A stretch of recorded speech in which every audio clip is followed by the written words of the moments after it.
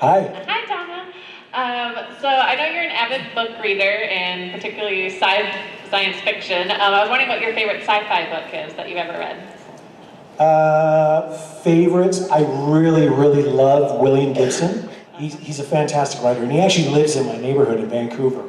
I see him around all the time. He's one of the few people that I kind of get starstruck with, and I've just turned into a babbling idiot too many times with him that now we pretend that we don't know each other. We really do, because he eats at my favorite, like one of my favorite breakfast places too. Getting starstruck is the strangest thing, because I've met some legit big celebrities, ones who I respect and are incredible. Like I remember I met Jamie Foxx, and I was like, yo, what's up, Jamie? Like, it was just like cool, and I was like, love your work, and we were just bros. And then I saw William Gibson the first time, and I was like,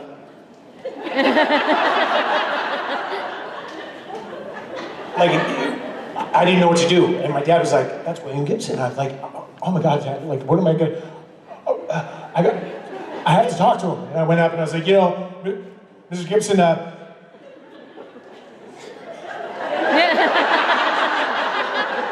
love your books.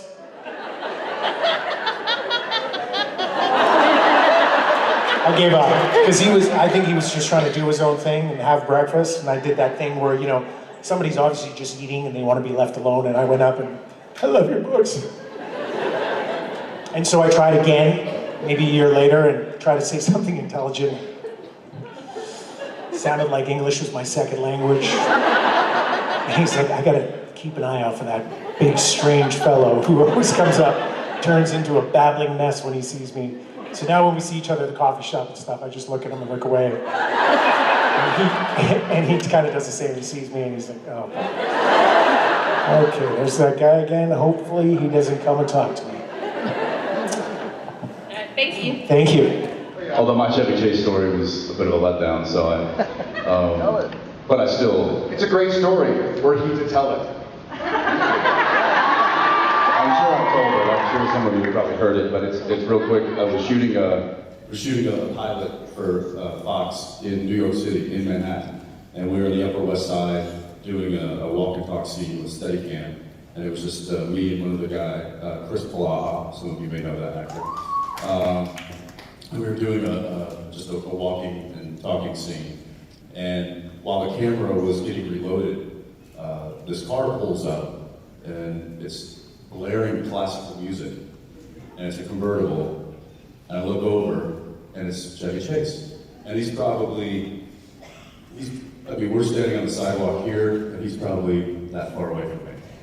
And I'm like, this is one of, like, the funniest actors that of my time. I'm like, this guy, he's like a comic genius in my opinion. I love his Saturday Night Live stuff was amazing. I could probably quote you The Three Amigos, Christmas Vacation, I watched every year.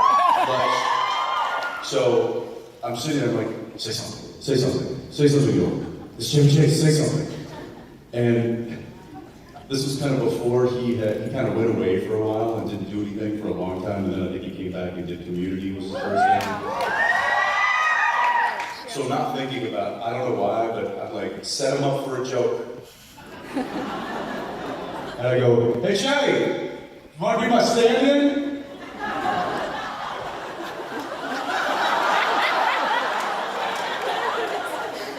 That's what came out, I don't know why. And he looks at me with just this, like, how dare you? Doesn't say a word and then just speeds off. And I was like, there's a joke. And Chris, who was standing next to me, just hits me. He's like, dude, you know he hasn't worked in like 10 years. So I feel the need to apologize to him if I ever do see him again. But anyway, those guys are the people, I don't know if I consider them idols, but certainly people that I admired and looked up to and found inspiration from. Oh, Angelina. So now she's getting some flack. I've never met her, but that would be my fangirl moment. I met her and I fangirled her. Yeah. I couldn't talk. I met her and had a complete blackout. Really? I stared at her. So anybody who's ever like been caught staring at like a famous person, it happens to everyone. And I've met a few famous people, and she was right in front of me, and this happened. She's so beautiful, she just took your breath away. Took my cognitive functions away. Everything was gone. You have that other story you tell that's when you were at a music festival, it's all him walking around. Yeah, the first time I met him, actually, it was twice I met him. That was the second time. The first time was in like 1992, in the first Lollapalooza. It was actually second Lollapalooza, but early Lollapalooza. And we heard rumor that Eddie Vedder was going to be walking around after their show, because they played like 2 in the afternoon. They weren't that popular at the time. They're just gaining momentum as a band. And he's walking around, sure enough, there he is. And I was like, me and my friend were like, Eddie, oh my God, Eddie, can we take a picture with you? And he's like, no, I'd rather you didn't. But like, I'll remember your faces. It goes like that. And I was like, sweet. And then for a long time when I went and saw him live, I thought that he looked at me, and I thought that he remembered my face. No shit. I thought that he was like, Jeremy spoke. There he is. There's a guy I saw at Lollapalooza in class today. I thought for sure, but no. That's a good one, man. Yeah, I just thought of another one. So the apartment that I live in Vancouver, there was a movie filming there. Some of you may have saw it, I don't know, Deadpool. And Ryan and Blake, the production had rented them an apartment in my same building. And I never did see Ryan because he was probably on set all the time, or I was on set all the time, whatever. But I did see Blake twice in the elevator, and it was just me and her child. And I'd be on and she'd get on. And like, I've met her. I've like taken pictures with her. She was on the same network with us for years. But for some reason, she gets on and I'm just like,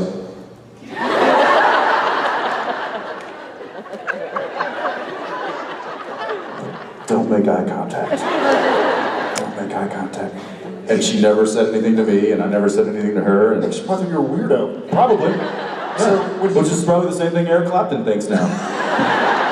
when he first told me the story, it was slightly different. He omitted something. He said, he heard Ryan and Blake were in the same building, and he never saw Ryan. But when you told me the story, you said you never saw Ryan because the drone wouldn't go as high as his floor, or the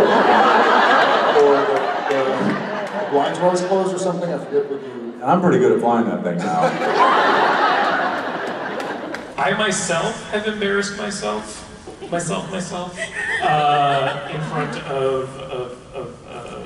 fans, of people that I was a fan of.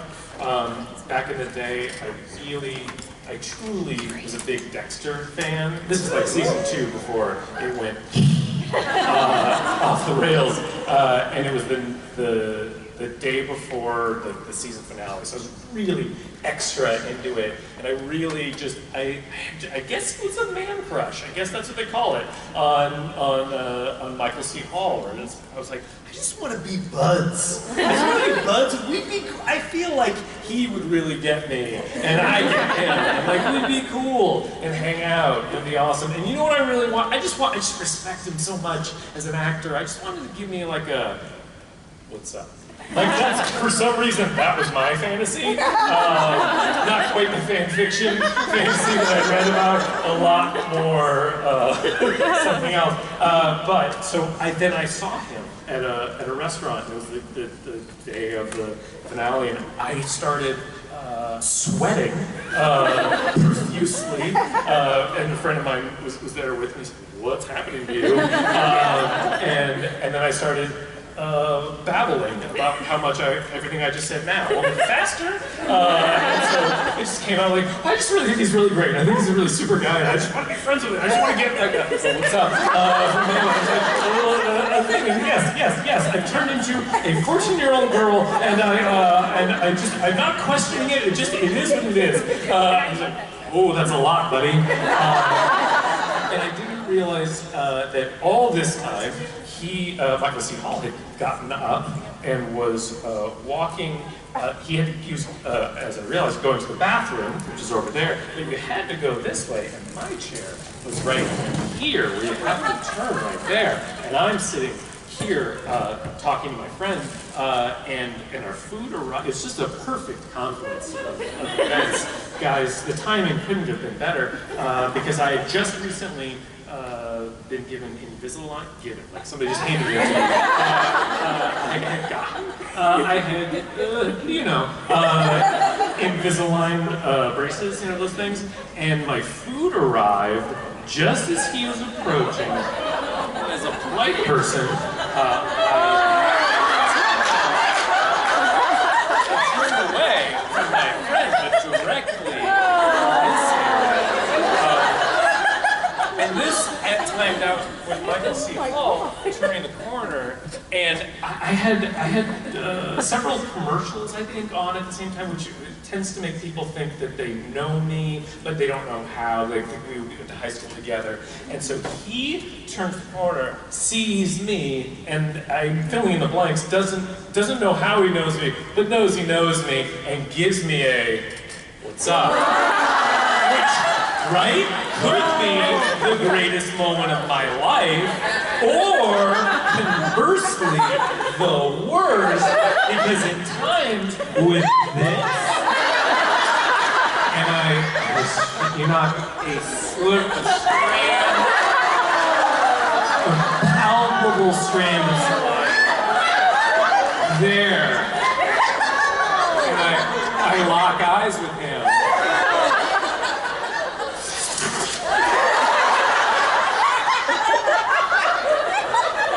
And let's slow it down at his reaction, because he goes like this, sees me, "What's up?" But then just as he hits the top of "What's up," he sees the disgustingness. He just goes,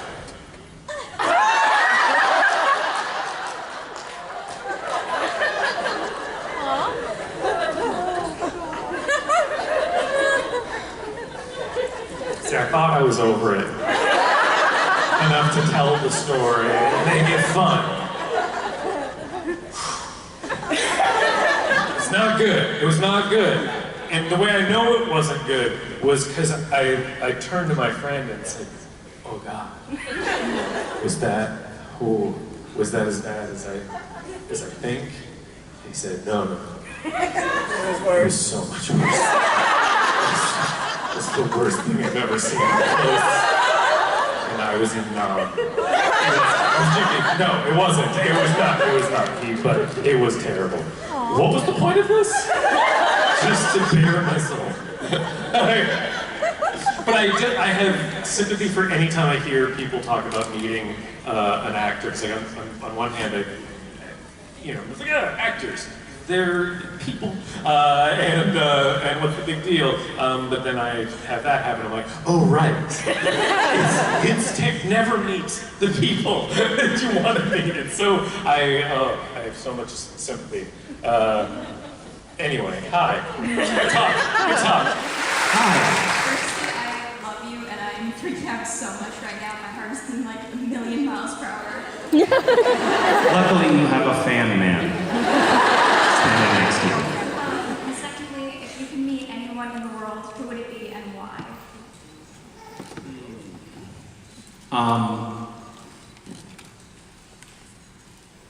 Who would I meet and why?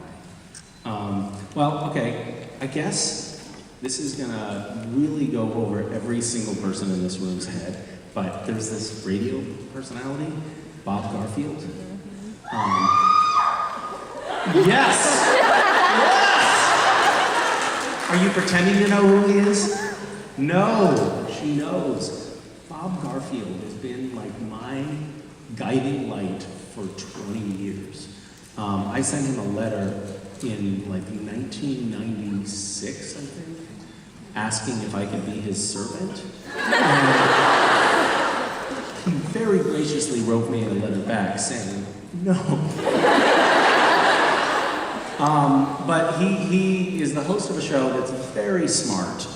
It's a radio show called, and it's a podcast called On the Media, and it's about how the press talks about the world. But he used to do these features for NPR that were unbelievably amazing. He had 3 stories in particular that just blew my mind. One was Bob Garfield saves Hollywood, Bob Garfield goes to Nashville, and the San Francisco Treat was the other one. And these were just amazing radio stories. One of them, he goes to Nashville because he has a conference, and while he's there, he's like, how hard could it be to make a hit country music song?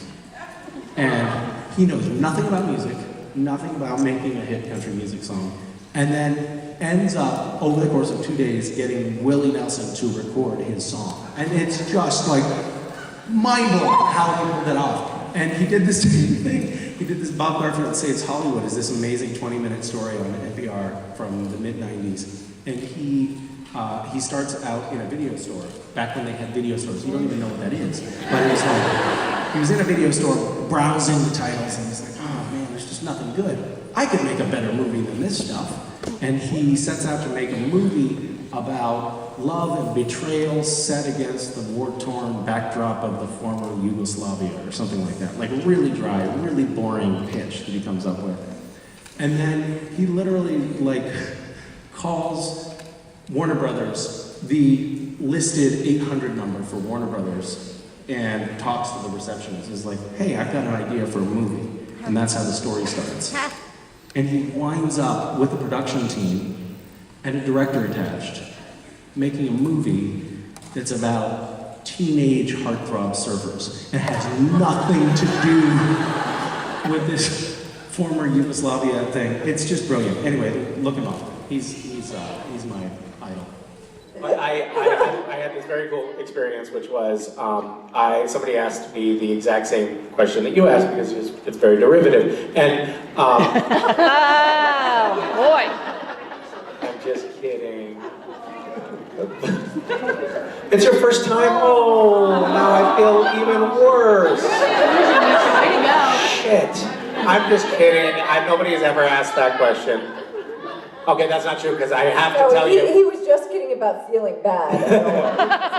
So I was on stage. Somebody asked me something that was along the lines of if you could have lunch with anybody who's living or something like that, who would it be? And I said it would be Bob Garfield, who is this NPR personality who had done these stories in the late in the 90s. And maybe even late 80s that I had loved. And I was like, I want to be like that guy when I grow up because he really fucked with the form. And I said that on stage, and then 2 days later I got a phone call from Bob Garfield because his Twitter had blown up, and I was like, oh my God, and I tried to act cool. I was not cool at all. But now we're friends, and I just got an email from him an hour ago.